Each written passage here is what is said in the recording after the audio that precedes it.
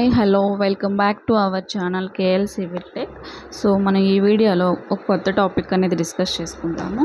అదేంటంటే రీజనింగ్లో మనకి coding decoding అనేది one of the most important topic. So దాని గురించి మనం ఈ వీడియోలో డిస్కస్ చేసుకుందాం. సో సమ్ టైమ్స్ మనం ఈ రీజనింగ్ టైప్లో టాపిక్స్ కూడా మన ఛానల్లో అప్లోడ్ చేస్తాను. సో మీకు వీటిపై ఇంట్రెస్ట్ ఉండి ఈ వీడియోస్ కావాలంటే కామెంట్ సెక్షన్లో కామెంట్ చేయండి, రెగ్యులర్గా చేద్దాము. Next, what is coding? Coding అంటే ఏంటి, డీకోడింగ్ అంటే ఏంటి? అసలు కోడింగ్ మనకి ఆ వర్డ్లోనే ఉంది. Coding and decoding means coding and decoding. So ఒక విషయాన్ని కానీ ఒక ఇన్ఫర్మేషన్ మనం ఎవరికైనా ఇవ్వాలనుకుంటే కోడ్ రూపంలో, కోడ్ మీన్స్ కోడ్ రూపంలో ఉంటుంది. డీకోడింగ్ అంటే ఈ కోడ్ని మనం రిలీజ్ చేయడం, దాన్ని డీకోడింగ్ అంటాం. ఏదైనా ఇన్ఫర్మేషన్ ఒకరికి పాస్ చేయాలంటే డైరెక్ట్గా పాస్ చేయకుండా ఇండైరెక్ట్గా ఏదైనా కోడ్ లాంగ్వేజ్ యూజ్ చేసి పాస్ చేస్తే దాన్ని కోడింగ్ అని అంటాం. మనం ఇన్ఫర్మేషన్ పాస్ చేసిన ఇన్ఫర్మేషన్ని, కోడ్ లాంగ్వేజ్ యూజ్ చేసి పాస్ చేసిన ఇన్ఫర్మేషన్ని డైరెక్ట్ లాంగ్వేజ్లో కన్వే చేయడాన్ని డీకోడింగ్ అంటాం. అంటే ఇక్కడ ఉన్న కోడ్ లాంగ్వేజ్ని డీకోడ్ చేస్తే దాన్ని డీకోడింగ్ అంటాం. This is the main difference coding and డీకోడింగ్కి.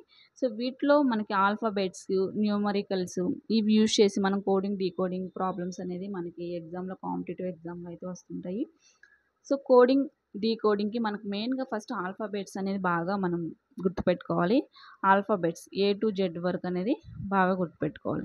సో A to Zలో కూడా మనకి A, B, C, D, E, F, G, H, I, J, K, L, M, N, O, P, Q, R, S, T, U, V, W, X, Y and Z. Okay, ఈ alphabets total 26. Left నుంచి రైట్కి, right to left ఏదైనా సరే 26. Okay, so ఈ numbers కూడా బాగా గుర్తుపెట్టుకోవాలి. Left నుంచి రైట్కి ఒకేలాగా ఉంటుంది నెంబరు, రైట్ నుంచి లెఫ్ట్కి ఒక వాల్యూ ఉంటుంది. సో ఇవి బాగా గుర్తుపెట్టుకోవాలి. ఎలా అనగానే మనకి M1, what is the number of M అనగానే మనకు 13 అనేది రిమైండ్ అయిపోవాలి బ్రెయిన్లో. What is the number of N, 14. So అలా గుర్తుపెట్టుకోవాలి. ఓకే, అలా మనకి మైండ్లో రిమైండ్ అయిపోవాలి. సో ఫస్ట్ లెఫ్ట్ నుంచి రైట్కి మనకు ఒక ఫర్ ఎగ్జాంపుల్గా x ఈక్వల్ టు MN అని ఉంటుంది. Here M means left to రైట్కి ఉన్న ఆల్ఫాబెట్ యొక్క నెంబరింగ్, లెఫ్ట్ నుంచి రైట్కి ఉన్న ఆల్ఫాబెట్ యొక్క నెంబర్. N అంటే రైట్ టు లెఫ్ట్కి ఉన్న ఆల్ఫాబెట్ నెంబర్, ఆల్ఫాబెట్ యొక్క రైట్ నుంచి రైట్ టు లెఫ్ట్కు ఉన్న alphabet number. Okay, left to right అంటే first left to right, A to Zని లెఫ్ట్ టు రైట్ అంటాము, Z to Aని రైట్ టు లెఫ్ట్ అంటాం. సో అంతే కదా, మనకి A to Z వరకు రాసుకుంటాం, A to Z వరకు రాస్తాం. సో A అనేది లెఫ్ట్ సైడ్ ఉంటుంది, Z అనేది రైట్ సైడ్ ఉంటుంది. సో A to Z వరకు వెళ్తే దాన్ని మనం లెఫ్ట్ టు రైట్ అంటాము.